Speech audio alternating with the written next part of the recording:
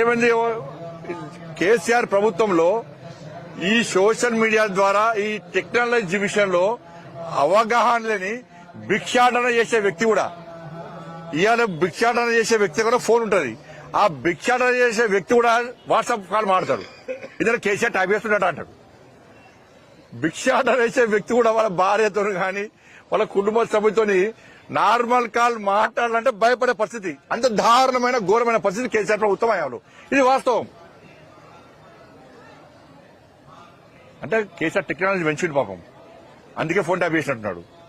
మధ్యలో టెక్నాలజీ అవగాహన కల్పించడానికి చేసినట్టుండదు. ఇంత దారుణం జరిగితే మళ్ళీ దొంగలనే పిలిచి మీ ఫోన్ ట్యాప్ చేసిర్రు తెలుసా, ఈయన చేసిండు, ఆయన చేసిందే వాళ్ళని తీసుకొచ్చి మీరంటే ప్రభుత్వం చిత్తశుద్ధిని ఇవాళ ఏదో బయటపడ్డది. ఇవాళ అంటే ప్రభుత్వానికి కేసీఆర్ కుటుంబాన్ని అరెస్ట్ చేసే దమ్ము లేదు వీళ్ళకు. ఈ టైంపాస్ విచారణను ప్రజలు హర్షించారు.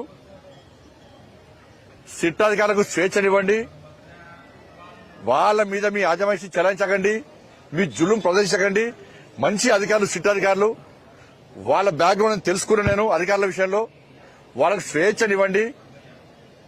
ఈ ప్రభుత్వం ఇట్నే వ్యవహరిస్తే ఆ సిట్టు విచారణ చేసే అధికారులు కూడా మాకు విచారణ వద్దు ఏమొద్దని చెప్పి పారిపోయే పరిస్థితి వచ్చింది. వాళ్ళు కూడా ఈ ప్రభుత్వ వ్యవహారశాలి వల్ల నిజాయితీగా పనిచేసే అధికారులు కూడా విచారణ చేసే పరిస్థితి లేదు. ఇవాళ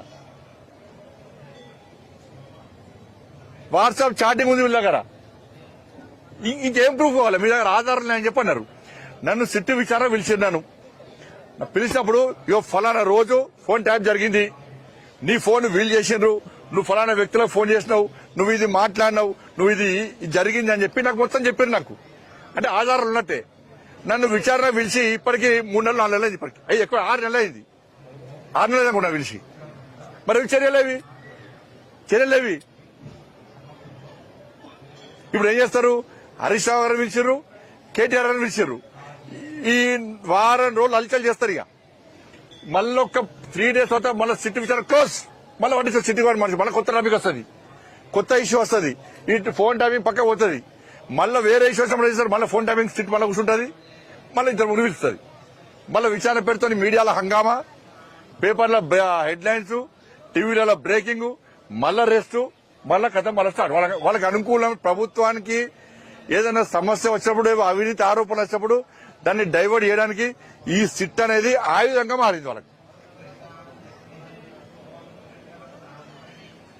ఇంతమందిని, మాలాంటి వ్యక్తులను ఇంతమందిని విచారణ జరిపారు. మీరు ఏం చేసిర్రు, ఏం చర్చించుకున్నారు? ఆధారాలు అన్ని నాకు చూపెట్టారు. ఇంత మంచి ఆధారాలు మీ దగ్గర ఉన్నప్పుడు ఇంకా విచారణ పేరుతో ఎందుకు కాలాపడి చేస్తున్నారు? మీరు వాళ్ళని తిడతారు, వాళ్ళు మిమ్మల్ని తిడతారు. ఎందుకు చేస్తున్నారంటే ఎక్కువ విచారణ చేసిన కొద్దీ ఢిల్లీకి ఎక్కువ ముడుపులు ముడతాయి. ఏసీసీ భవన్ కు ఫామ్ హౌస్ కు మధ్యలో డీల్ కుదురుతలేదు.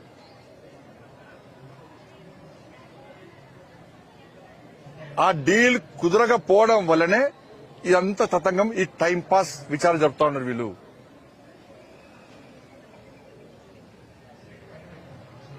మంత్రులు ఆరోపణలు చేస్తారు, ముఖ్యమంత్రి ఆరోపణ చేస్తాడు.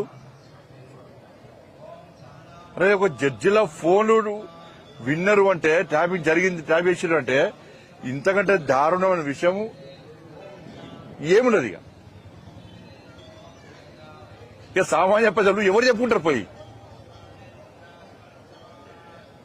సిరిసిల్ల కేంద్రంగా జరిగిన దాని మీద కనీసము ఇంతవరకు స్పష్టం చేసే దాఖలు. సిరిసిల్ల కేంద్రంగా జరిగిందని అనేక సందర్భాలు చెప్పాను నేను.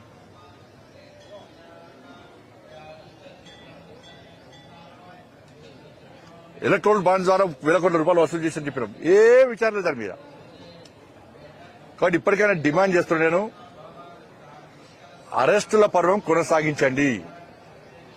తప్పు చేసిన రాజకీయ నాయకులను అరెస్ట్ చేయండి, అధికారులు అరెస్ట్ చేయండి.